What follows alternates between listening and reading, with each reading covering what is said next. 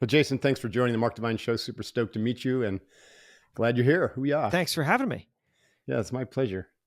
So I'm excited. We have a lot in common with our interest in health and performance, but also entrepreneurship, because my Yeah. world intersects kind of right there where you're at the center of it, Mm-hmm. being an entrepreneur and formerly at Men's Health. But I always like to start with kind of, since my focus is on integrated development, expanding awareness, consciousness, peak performance, mental toughness. I'm most curious, or I shouldn't say I'm most, but I'm often really curious about what formative forces played in your life. Parents, schooling, hardships, knocks in the head, whatever kind of like steered you in the direction that sent you in the trajectory you're on. So tell us a little bit about your formative years. Sure. Well, I mean, I had amazing parents, and I think that their support really gave me the freedom to find not just the thing that I was interested in, but then to make it work, because those are two different things. I knew from an early age that I liked to write, for example, but it took me a very long time to figure out how to make any money doing that and how to have a real career doing that.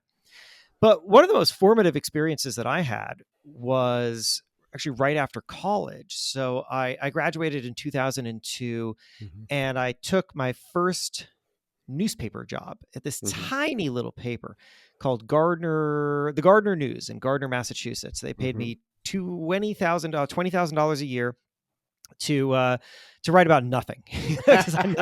Nothing is happening, nothing's happening in this little town. And it was, and after a year, I was there for about a year. After about a year, it was just, I felt bitter and bruised, because I had ambitions. I didn't know how to define those ambitions. I didn't know exactly what I wanted to do, but I knew I wanted to do something that felt big and important and that put me to the test. And that was not happening at this tiny little newspaper. And you got to as a start result, somewhere, right? you have to start somewhere. And I think that oftentimes you're so, look, it's easy for guys like us, who have had fulfilling careers and are not at the beginning of those careers, to say you got to start somewhere. But when you're actually starting somewhere, it doesn't feel good, because it feels like you should be doing more. And also, it doesn't feel like you're starting. You feel like, well, but I already have skills and people should recognize me. And that's how I felt. I felt, why am I not being recognized for my talent? Why am I still here? And one day, my boss, Stu, came to me with a letter. And the letter basically said, it is time to change your attitude and do the work that we are asking you, or get the hell out of here.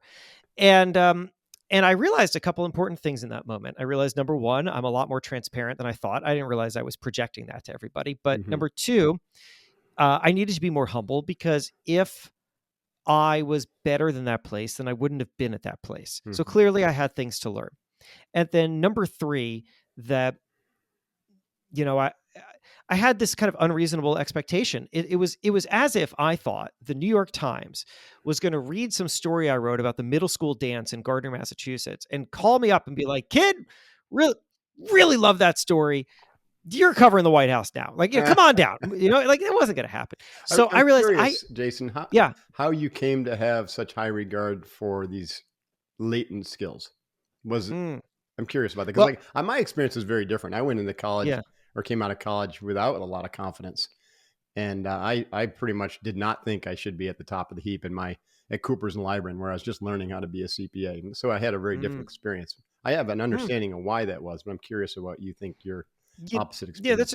Yeah, that's a really interesting question. I mean, first, let me say that the big takeaway from the story that I was just telling you was that I needed to go to them, that I couldn't sit around waiting for people to recognize me, that I needed to go to them and prove my worth. And that is what shaped the career that I have, in which I am always thinking, I need to prove myself to others, and not in a like ego way, but rather in I'm going to get in front of people. I'm going to show them my value, and they're going to have no choice but to say, oh, well, we got to work with this guy, right? Like, it's like, don't ask for an opportunity. Don't wait for an opportunity. Be the opportunity. That is what I recognized. But do you think that was inherent, or did you see that modeled in your parents, or where did that attribute come from? So I didn't necessarily see it modeled in my parents, because my parents both had, I mean, my dad, well, he's retired now, but he was a a dentist. He just had his Mm. own dental practice,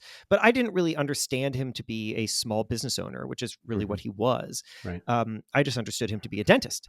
And then my mom was an art therapist who then raised the kids, a stay-at-home Right. mom. Hmm. And so they were successful, and they are very self-assured, and I think that they just through their own living day to day taught me a level of confidence that I'm Hmm. grateful for. But I didn't see them, they weren't like entrepreneurs hustling, and Right.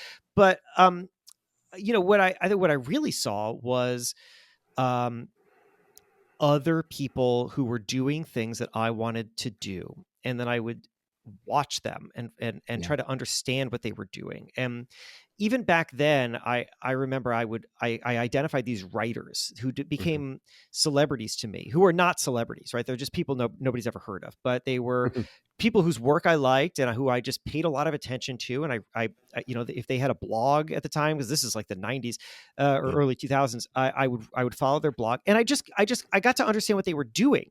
And I saw that what they were doing was that they were constantly putting themselves out there, and they were Right. constantly pitching, and they were constantly making connections. And I thought, well, if that's the route, then that's what I have to do too, despite how maybe not natural it comes. But Hmm. you had asked me, did I feel like I had this kind of ability and talent early? The answer is sort of yeah, because people would tell me that I was good at things, Hmm. and I had a self-talk in my head from a very early age that basically is me telling myself I'm good at something, That's not in a awesome. cocky way, Yeah. but in a way in which, yeah, you're pretty good at this. Right. You could do something with this. It's a Hmm. really valuable thing that I tell myself, and I meet a lot of people who have the opposite self-talk, and I see Right. how it holds them back. Right.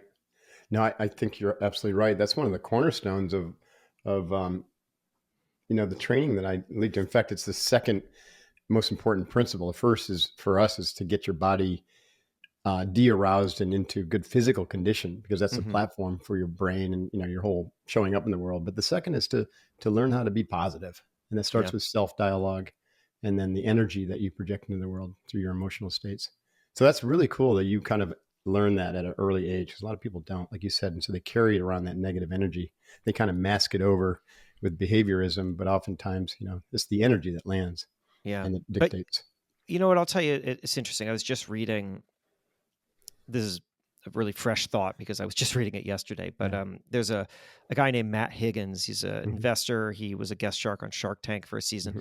And he's got this book that's coming out in a few months called Burn the Boats. Hmm. And in it, he describes going through a divorce and how crushing it was. And one of the reasons he identified for himself that it was so I mean, this is a crushing experience for anybody, For regardless. sure. Um, but was because he was so used to having an idea of himself as someone who can succeed despite anything. Hmm. And as a result, he had gone through life saying, I can fix any problem, I can do anything. He got very used to that, so much so that when he faced an unfixable problem, which was the divorce, it like completely shattered him Hmm. because he had really nothing else to understand himself to fall back upon. He didn't Interesting. understand himself as a guy who can't fix something. Right. And that's an interesting downside that I read that, and I recognized a bit of that in myself too, that I'm pretty used to uh, figuring it out, which doesn't mean that everything has worked out for me. It certainly hasn't. But, if I run into an obstacle, I generally say, well, screw that direction anyway, and I'll just go in a different direction. Hmm. And I have a lot of things that I would like to accomplish and have not accomplished, but I tend to try to focus on the things that I have accomplished. But I do recognize in myself that one of the challenges of that kind of constant self-talk of you're really good at this is that you don't exactly know how to process when you're not good at something. And there's a real Hmm. value to that too. Well, I think that's accurate. And also, there's kind of different ways of positive self talk, Hmm. right? For instance, in the SEAL teams, I learned, yes, that we were actually really good at certain things, but we also learned humility in the fact that we couldn't be good at everything, and we're going to get our ass handed to us Right. most of the time. And so that when we got our asses handed to us, the positive self talk was, well, there it goes again. I got this. I'll figure this out. It wasn't that Hmm. I'm good, I'm great. It's more like, there we go again. Yeah. This is the way it works. And I'm going to pick myself up, dust myself off. We're going to find a way or make a way.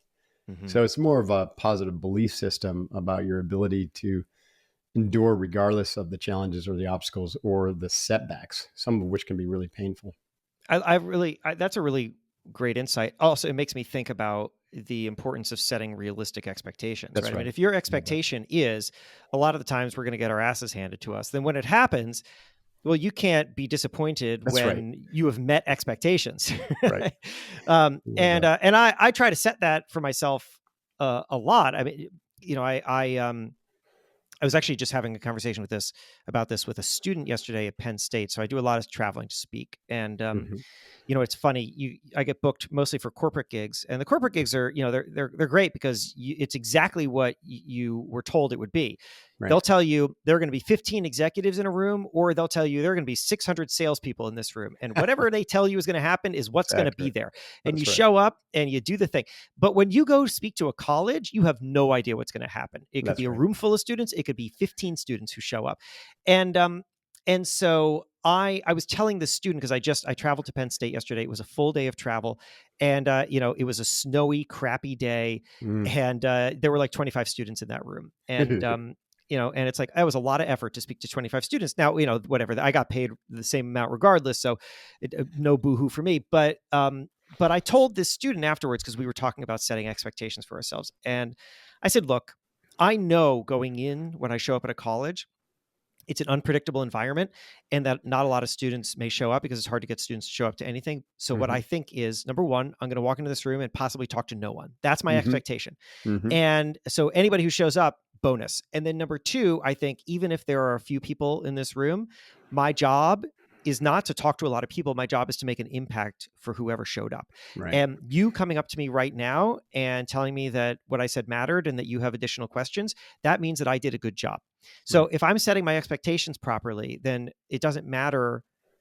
I can't be disappointed by things happening that I expected to happen. That's Right. how I have to frame everything that I do. I love that. Yeah, that's a powerful principle. So back to your life story. You had this Yeah. little town newspaper. You were writing Hmm. about nothing. You Yeah, you got fired without getting fired, which sounds actually like quite a gift, you know. it was. So that's awesome. So what happened after that? Like, how did you make the leap into the big leagues?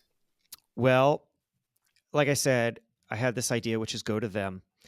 And so that's what I did. I sat in this bedroom. Now I was able to take some risks because I mean, look, anyone can take risk at any time in their life, but when you're young, especially when you're young and you don't have other people to support, you can take big risks. And this big risk was that I quit my job with no other plan, and I sat in this bedroom in a dumpy apartment next to a graveyard in rural Massachusetts that I paid $500 a month for, and I just started cold pitching. Just started reaching out to editors who didn't know me, and sending ideas. And it took a lot. It wasn't even rejection. It was just totally getting ignored. I mean, Mhm. most of the time.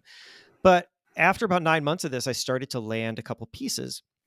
Washington Post, Boston Globe, This is Associated Press. freelance work you're This is looking for, right? freelance work. This is Hmm. freelance journalism, which for those who don't know, this is basically you can pitch an individual story idea and send Yeah. it to an editor, and if they like it, then you become an independent contractor for one project. Hmm. And this is not good money. I mean, Hmm. sometimes it's a lot of work, and they'll pay you $400, Hmm.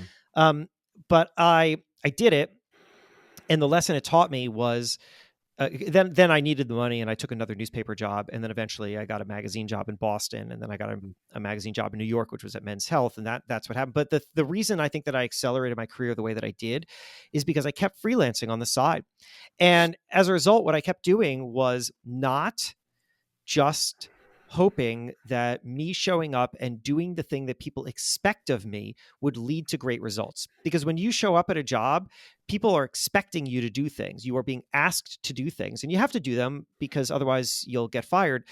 But it's actually the stuff that nobody's asking you to do, but that is simply available to you, that Hmm. is more important, because Hmm. that's where growth happens. That's where new connections are made. That's where new skills are developed.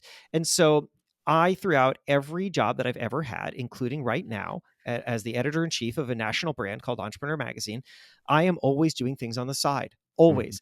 And those things I think are really the accelerant for my career, because that's where I grow. Otherwise, if you only show up at a job and only do the things that are asked of you, you will only always be qualified to do the things you're already doing. Right. But growth happens in the margins, and that's where I've focused.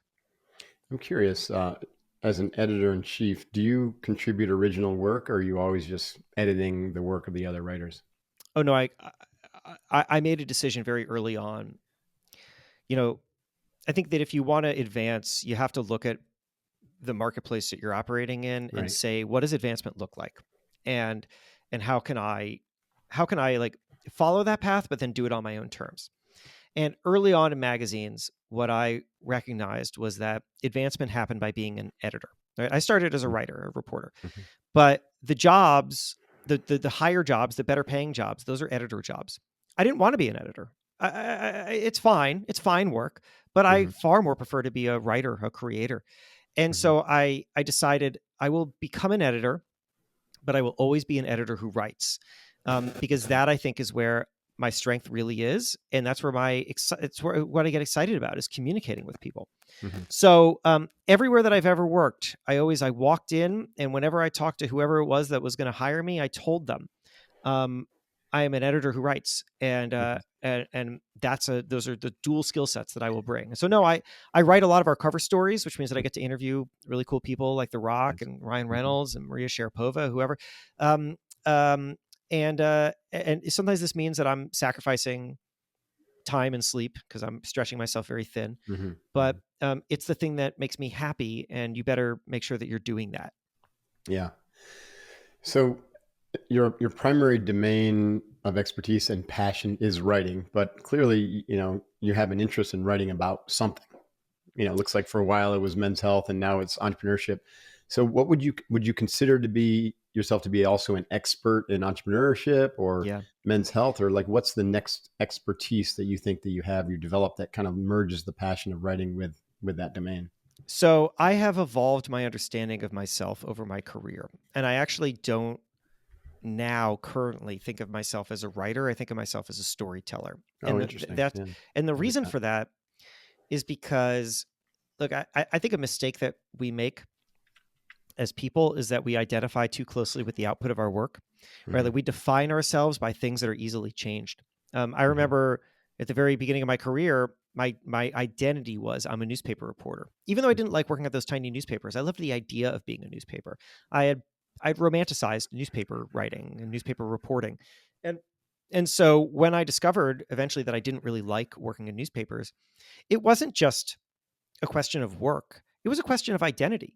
Because if I'm not a newspaper reporter, but I go around calling myself a newspaper reporter, then what am I? I'm nothing. And I Mm-hmm. think people do this all the time with the roles that they occupy, or the job that they have. Um, and I came to learn by spending all my time now talking to entrepreneurs that entrepreneurs think totally differently. Mm-hmm. They they identify themselves not just by the product of their work, although that's important, but by something that's deeper, by a Mm-hmm. core mission, Mm-hmm. something that is so deep inside them that it drove them to develop skills that enabled them to do tasks. And I have found for myself, and I sort of see others do it even subconsciously, is that they come up with a sentence for themselves, like a Yes. description. Mm-hmm.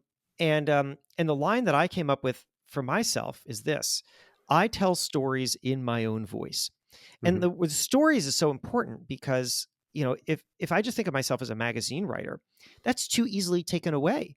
I have a boss at Entrepreneur. It's the president of Entrepreneur Magazine, or Entrepreneur Media, the parent company. He could call me right now in the middle of our conversation here, and he could fire me. Mm-hmm.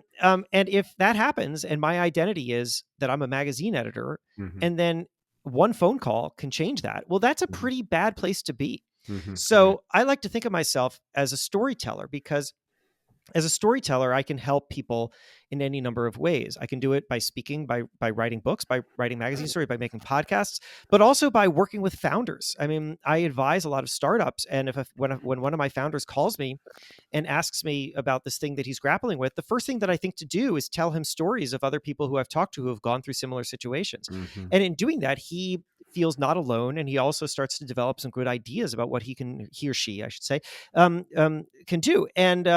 And so I am a storyteller, and I do it in my own voice. That's the terms. I'm setting terms for how I operate. So, Hmm. I mean, to your question, I've evolved how I've thought of myself, and spending time with entrepreneurs has also made me realize that um, another thing that entrepreneurs do that is amazing is entrepreneurs are what I like to call vertical thinkers. You know, Hmm. most people are horizontal thinkers. Do this, move along. Do this, move along. Do this, move along. Entrepreneurs only do things because the thing that they're doing is the foundation upon which the next thing will be built. Right? Hmm. They're thinking about how doing one thing is going to lead to the next thing, how they're going to Hmm. develop some new skill or insight, and that's going to help them grow in some way. And as I absorbed that for myself, I stopped thinking of myself as a media person, and I started thinking of myself as an entrepreneur. I started my own. I have an LLC that's mine. I have a lot of revenue generating projects and products outside of entrepreneur. It has radically transformed the way that I think. And Hmm. my advice to anybody who hasn't fully absorbed this and who maybe is looking to kind of shift their mindset, I mean, there's a reason why they listen to your podcast, and it's because you want to spend time hearing people who think and talk differently than you That's right. so that you can calibrate your brain to the way that those people are thinking. And listening to a podcast is great, but I will tell you something that's even better, which is surrounding yourself in real life with people who can help you and who can build with you and who can Right. kick ideas around with you in real time. You need that network. It's the most That's important right. thing you can build for yourself. And you've got so many cool little nuggets in there, but two that I want to draw out that kind of Yeah. I can really relate with is, again, working with my clients. What you said about people identifying, their identity being wrapped around their career, profession, or job, and how limiting that is. And so Yeah. we work with them. That's one of the first places we work with them after getting them physically healthy and thinking a little bit better. Is to start to think about their life purpose in terms of an archetypal energy. So Mm. storyteller fits that perfectly. Yeah. For me, being a warrior and a warrior teacher, right, and teaching, coaching, kind of warrior principles. And I don't articulate it exactly like that, but it's an archetypal energy. It has nothing to do with a career or job. Those, that's going to ebb and flow and change as I evolve. And the other thing you said was vertical thinking, Yeah. and we use the term vertical development. And I think you nailed it spot on. Horizontal development is basically the accruing of tasks or accruing of skills that allow you to do things better. But vertical development is the accruing of awareness and developmental capacity that allows you to be better or be more evolved or see things from another perspective or a better, higher perspective. Mm.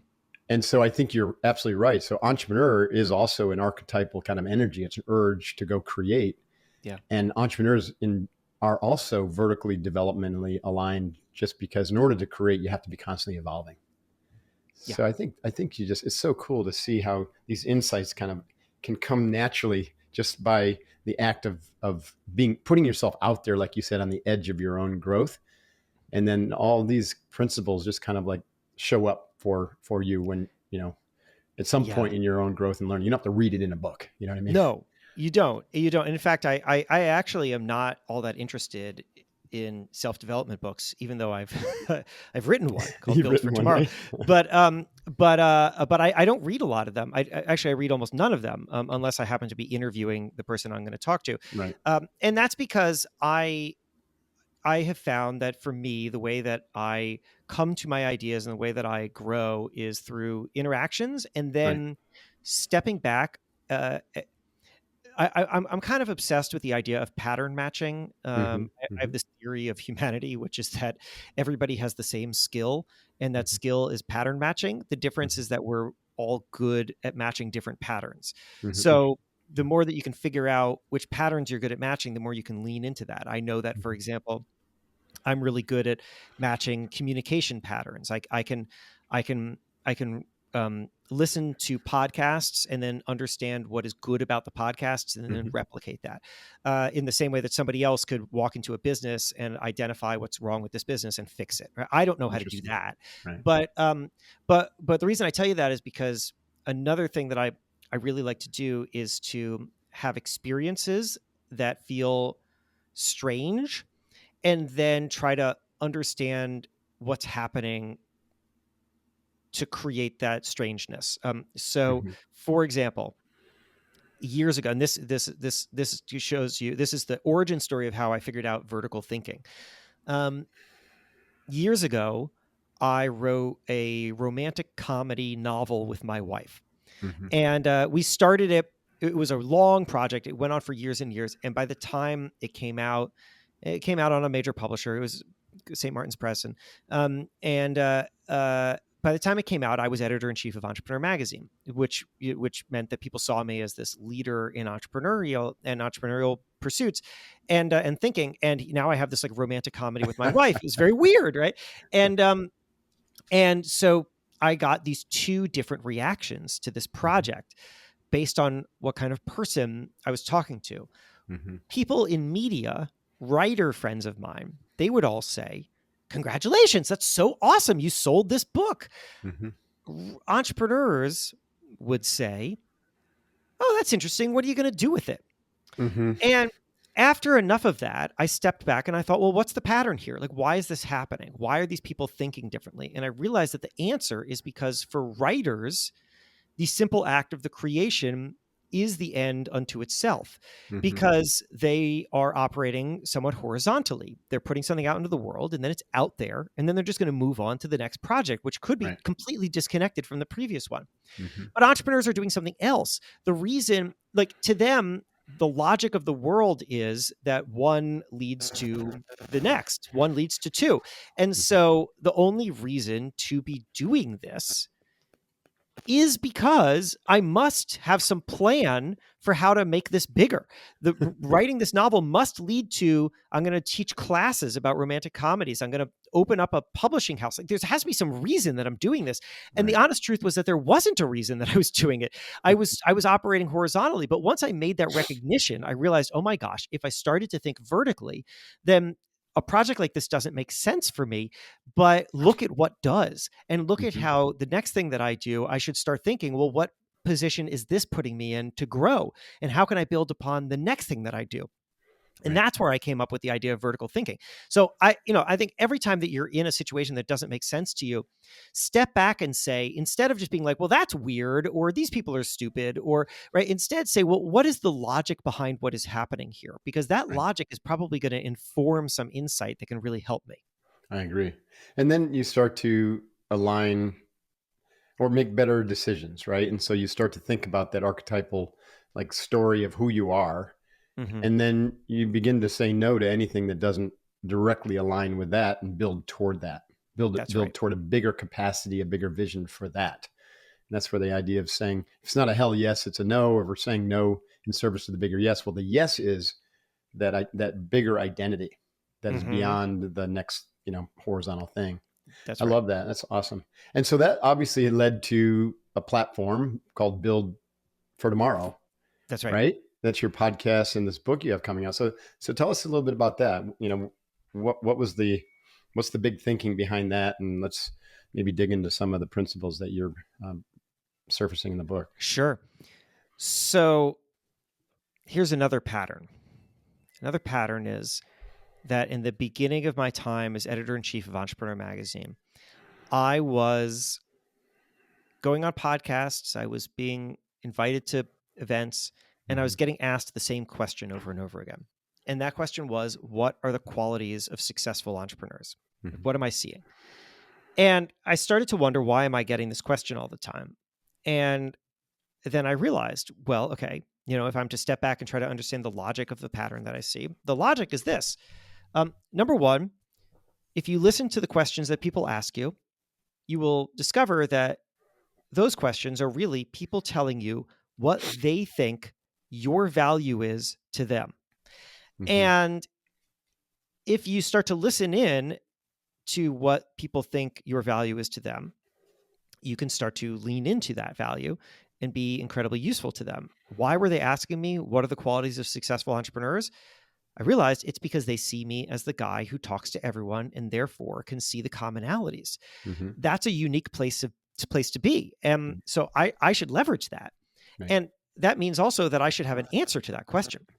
And so I spent a lot of time, years, really thinking about it and talking to people about it. And I came to this answer, which is that the most successful people are adaptable. Right. And then the question is, well, how? And I was kind of working on this question as the pandemic began. Mm-hmm. And once I got over my own absolute panic about that experience, I'm looking around and I'm realizing, wait a second, the pandemic is a fascinating experiment because it means that everyone is going through the same change at the same time and then diverging. Mm-hmm. And I can understand what is happening with the people who diverge in a way in which they're building productively, and what's different between them and the people who are falling apart or whose businesses are falling apart. And I came to this theory that I just sort of road tested with everybody I talked to. And the theory is that for everybody, it doesn't matter how successful or not you are, everybody goes through change in 4 phases: panic, adaptation, new normal, wouldn't go back. And Okay. that it doesn't matter what your background is. It doesn't matter how successful you are. Everyone's going to feel those 4 things. Everyone's going to panic. Everyone's going to then try to figure out what new things they have to work with. Everyone's going to find some new comfort and familiarity, build a new foundation. And then everyone is going to eventually reach a moment where they say, I have something so new and valuable that I wouldn't want to go back to a time before I had it. Mm-hmm. And the people who were able to pivot really fast simply moved through the earlier stages faster. They Mm-hmm. simply moved through panic faster. They knew how to harness it. They started to run experiments and adapt faster because they were gathering more information, right? They started to see failure as data, not Mm-hmm. as something to be afraid of. And that's when I said, well, I think now I have a book to write because I I now want to help people move through these phases that I've identified so that we can all get through panic faster and we can all get to wouldn't go back eventually. Mm-hmm. So that's pretty cool. So I'm curious now, of course, Yeah. how? I mean, now you've Right. given us the framework, right? So it's like Yeah. a mental model. I get it. Mhm. So Mhm. how do I got to move through panic. I got to adapt, try new things, iterate. I got to come to that new normal and then systematize it. And then I've got this kind of sense or feeling. The last stage sounds like more of a like a place you just get to. I don't know if there's processes for the last one, but so what do we Yeah. do? Like how do we get through panic quickly? How do we adapt quickly or So, innovate?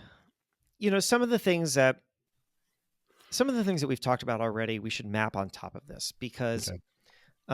because something that will help you get through panic will be to recognize the part of you that does not change in times of change, right? I mean, I think that Right. oftentimes the thing that drives panic is a loss of control and identity, and that's going to come from feeling too tied to the specific things that you do, right? So this Right.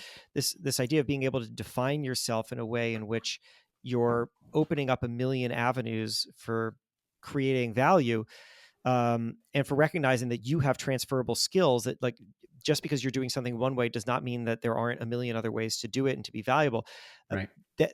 that's part of it. Also part of it is doing this thing that I like to call work your next job, which is what I was describing, where Right. while you're doing one thing, make sure that you're also pursuing all the opportunities that are available to you that nobody's asking you to do. This is future proofing yourself, Right. is what this is. But let's Right. also recognize that one of the reasons that change is especially hard is because we equate change with loss. So when Mm-hmm. something changes in our lives, the very first thing that we do is we think about something in our lives that is going to no longer be as relevant, or that we're not Mm-hmm. going to have as much access to as we did before. Right. And that When feels also like loss of loss. identity is probably the Very much biggest, so. smack in the face for a lot of people. Right. Very much so. Yeah. And and then here's what we do next, because we want to know the future. Mm-hmm. So we will always take whatever information we have, and then we will extrapolate that information to try to see what's going to come next. And if all we see is loss, then what we will do is extrapolate that loss. We Mm-hmm. will say, because I'm losing this, I will then lose that. And because I lost that, I will lose this other thing. And soon you don't feel like you have anything left. Mm-hmm. So one of the first things that we have to do is we have to try to focus in on what potential gain looks like. Gain is harder to see than loss because it doesn't come as immediate, and because loss is tied to a thing you already have, whereas gain is going to be something you may not have yet. But if you can ask yourself even some simple questions, Like, number one, what are we doing differently? Number Mm-hmm. two, what new skills or habits are we learning as a result? And then number three, how can that be put to good use? Mm-hmm. Well, what you'll start to do is create hypotheses for yourself about what potential gain can come out of this change, and then Mm-hmm. you can start to explore them, to work on them, to run experiments. I interviewed for this book. I interviewed a fascinating researcher named Katie Milkman. She's at Wharton, and wrote a book called How to Change. And she she told me that I had asked her what people should do when they're feeling stuck and they maybe don't know how to change. Foundational question. Mm-hmm. And she said, this is going to sound stupid because it's so simple, but um, one of the things that we do not do enough is experiment. We Mm-hmm. think that every decision that we make is permanent and that it is a long-term commitment, and therefore we're afraid to make any decision.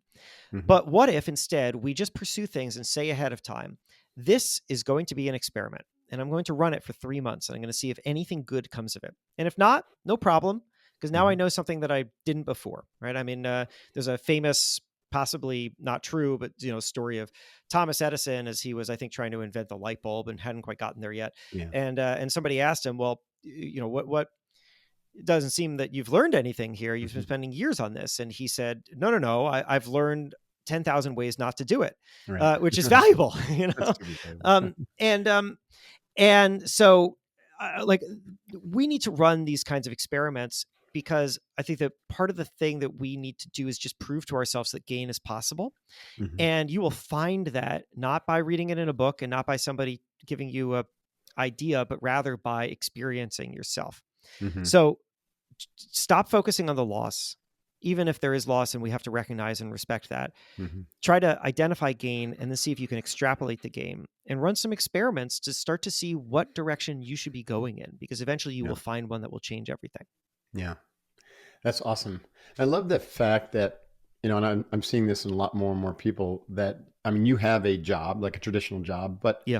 you don't look at that as like your main, I mean, maybe it's your main source of revenue, but maybe not, It's but you actually have, not. Yeah, okay, then you have multiple sources of income, and, and you look at yourself as Jason Inc., that's right. I think that's really important message, is that, the old world of sticking or having a job, for the rest of your life. I mean, there's Mm-hmm. still elements of that exist, right? You can have a job for a long time if the company sticks around for a long time, but Yeah. for true future proofing, right? To build for tomorrow, right? Mm-hmm. It's really important to think of yourself as an Inc., or as an Yeah. LLC, and Mm-hmm. to find multiple ways to, provide value, to add service, and to learn and grow. And that also equates to multiple income streams, which then provide a lot of security, because That a lot of industries are going to get disrupted, as in the next 5 or 10 years. Certainly, as an entrepreneur editor, I'm interested to get your thoughts on, the acceleration of technological development, innovation, and how that's going to lead to so much disruption in the Oh world, yeah. and the future of work. What does that look like? So Oh, I've got everyone plenty. I needs to got plenty to really, say on that, and yeah, we should talk about that. But I let's do just that. but first, just to emphasize the point that you just made. Yeah. I think you're spot on. It's how I think about myself. I think of myself as a brand and a business, Right. and here's the word that I think people should be obsessed with. It's the word that I'm obsessed with. It's the word that undergirds everything that you just said. That word is ownership, Mm-hmm. right? Because the only thing that you really own is you. That's right. And so if you work for a company, you don't own your job title. You don't own, well, probably a lot, if all, of what you're creating at that job. Mm-hmm. I don't own Entrepreneur Media. I don't. Mm-hmm. The Shea family owns Entrepreneur Media. And that means that this is their company, not my company. Mm-hmm. And that means that the title editor in chief, which is a great one that I'm honored to have, is one that I have to remember I am renting, and I'm renting it Right. from them. I love it. And so, but so like that's fine, because right now we have a relationship where both sides benefit from Right. this. But I have to also be aware of what I own, and the thing that I own is me. And so I want to make sure that I'm building things that attach to me because I'm the project, right? I mean, I Mhm. show up at work to Entrepreneur every day and I want to do good work because that benefits the organization, but also because it benefits me. And Right. I'm the project. I should be the Right. biggest project for me. And that's the same for everybody who's listening to this. So it's Yeah. about ownership. Be obsessed with ownership and be aware of what you own and what you do not own, because Yeah. that will help guide you for what you should be doing. I think it's also, I mean, maybe fairly obvious, but probably worth saying because it popped in my head. That as you develop this ownership kind of mindset and you develop kind of these side projects, if you are working for a job that you love, that it's all in alignment, right? It's like you Totally. wouldn't go out and start the new entrepreneur magazine. You know Right. what I mean? Like 'cause the Shea family would raise their eyebrow. I'm like, what's going on, Jason? That's exactly right. Right. Right. I see it as very complimentary. Right. Right. And they do too, which is to their great credit, right? They understand that by me going out and let's say traveling the country speaking, that's money in my pocket, not in their pocket. But it It's also, beneficial. Yeah. I'm a representative of them. It makes people feel good about their brand. It also puts me in touch with very interesting people, and I can bring those insights back into the magazine. Sometimes I meet people, and it leads to a partnership with Right. Entrepreneur. Right. Everything can be complementary, and you should think of it like that. And I, if you have a team, then you should think about that the same. Like your entrepreneurial minded employees are your best employees Right. because they're operating at 150% capacity. They will give 100% to you, and they will have 50% for themselves, and they will gather that together in something that benefits everybody. I love that. That is so true, and it takes a leap of faith and an abundant mindset Mm-hmm. to operationalize that. That's right. So let's talk about in the last few minutes Yeah. um, the future of work. Mm-hmm. In as you see it, and the future of entrepreneurism with this confluence and of technological innovation, AI, everything that's seems to be happening and speeding up. Yeah. Okay. A couple things. Um, Number one, I, I became fascinated within the last year or so with the 4-day work week. And the reason I became fascinated with it was because it was a wacky idea that was pretty much only engaged with in an academic way. Right. Like, let's study this. Um, Before the pandemic. Or before the pandemic, like Microsoft Japan ran a study in which they moved to a 4-day work week. And it turns out that there was not a loss of productivity. And that was very interesting. And people talked about it. But nobody was saying this is a real thing that is going to happen in the Mm-hmm. world. And then suddenly, it is a real thing that's happening in the world. Like there are actually lots of companies right now that have moved to a 4-day work week, Mm-hmm. and there are entire countries that are engaging with it, like Iceland. Wow. Like a Right. bulk of the country companies there have moved to a 4-day work week.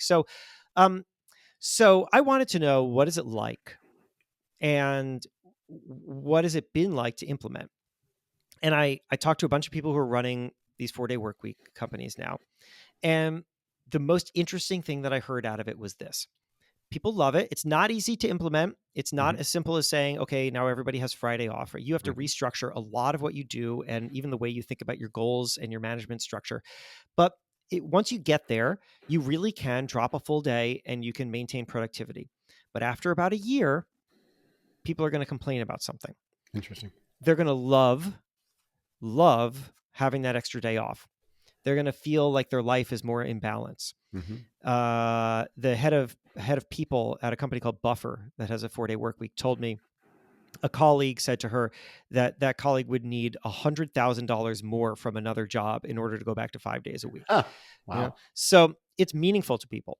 But Right. here's their complaint. The complaint is that after about a year, they start to feel disconnected from their colleagues. Interesting. Because how do you get to a 4-day work week while maintaining the same level of productivity from a 5-day work week? The answer is you cut out as many meetings as possible. You're Mm-hmm. not chit-chatting on Slack or whatever as much.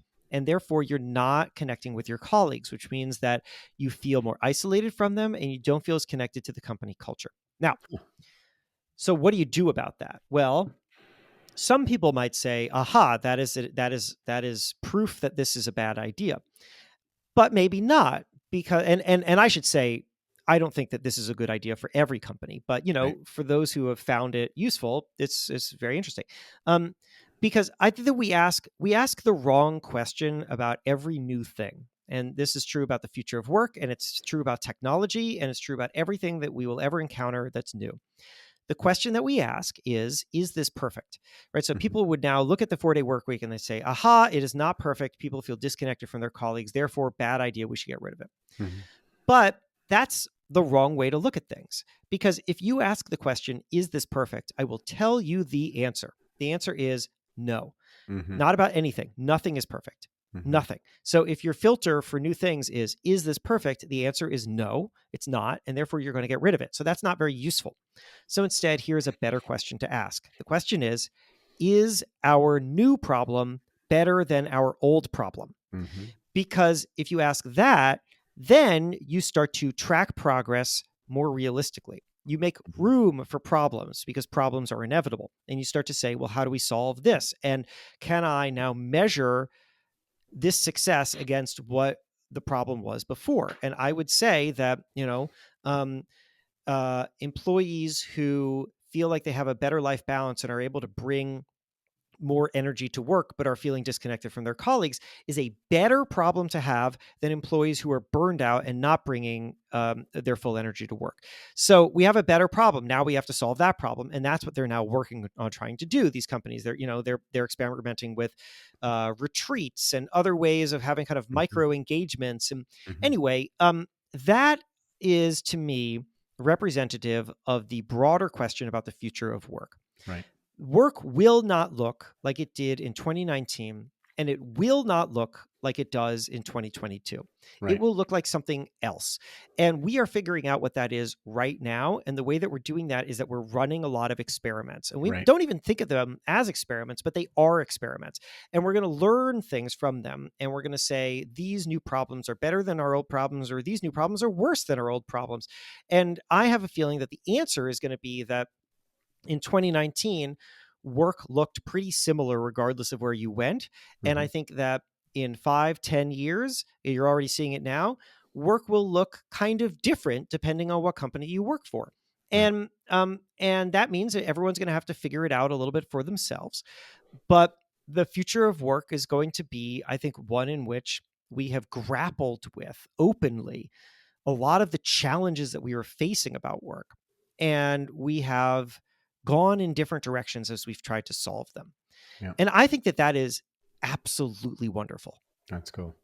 Yeah, I love that. And I think that'll become one of the major criterion for people selecting a particular job or career or even company is like how do they work? And I'm thinking actually when I left the CPA world, I was a CPA before I was a Navy SEAL Mm, for 4 years in Manhattan. And there were many reasons why I joined the SEALs, mainly my growing identity as a warrior versus a merchant, right? yeah. But also there's the nature of work. Like I wanted to be outside. I wanted to be doing dangerous and risky things. And I Mm, wanted to be working with my body instead of sitting in a cubicle, right? yeah. It's Right. a really extreme example of that. So some of that already existed with those types of extreme job examples, but I think it's going to be much more in the mainstream, that you'll have these different options and opportunities. I think that's completely right. Right. I mean, it totally did. I mean, already, right. I mean, and what you gave is an extreme example, but here's a more kind of down to earth example, which is, the difference between me going into media and me going to banking. Right. Right. Like Right. I could have gone into banking, I guess. I mean, I'm not very good at math, so maybe I couldn't have. But one thing about that and about working at a law firm and about like, a lot of these being a doctor, a lot of these kind of traditionally high paying jobs that was never interesting to me was the workload. Right. And I'm not afraid of hard work, but what I don't want to do is be at an office until 3 in the morning working on Right. like a legal brief. Right. Right? That's not the kind of hard work that I want. So I want a different kind of culture that fosters and celebrates different things. And we all had some version of that before, but I think that at the time, like what we're talking about here is that it's being almost classified by industry. And Hmm. I think that as we move forward, what we'll see is that it's also going to be classified by individual company. Right. Awesome. Awesome. Well, we got to wrap this up. Jason, where can people learn more about you and find your book and all that kind of stuff?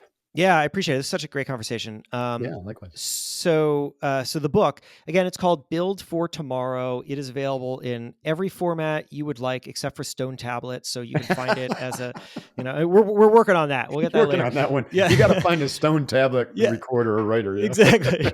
So, audiobook on Audible or whatever, ebook, and of course, hardcover, wherever you find books, Amazon, Barnes and Noble, or your local bookstore. And then I would, I would absolutely love people to subscribe to this newsletter that I have. You can find it at jasonfeifer.com/newsletter. Awesome. It comes out weekly, and it's basically versions of what we talked about today. It's Yep. sort of helping you figure out how to grow and how to identify opportunities ahead. Awesome. Well, Jason, thanks again for your time. Thanks for doing what you do, and good luck with everything. And hoo-yah, as we said in the SEALs. Nice work. It's great I to meet you. appreciate it. I appreciate Yeah. it so much. Thank you.